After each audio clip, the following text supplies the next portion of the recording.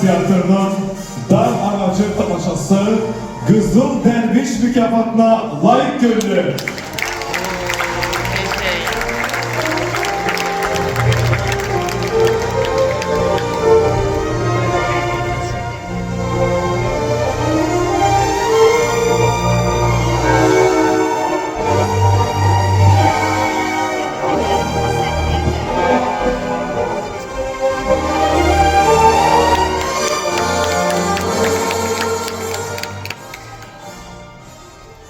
Birinci növbədə hamının bayramını təbrik edirik.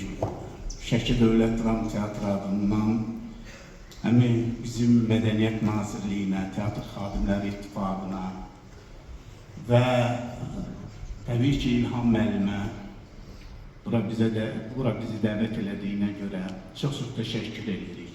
Bayramımız mübarək olsun.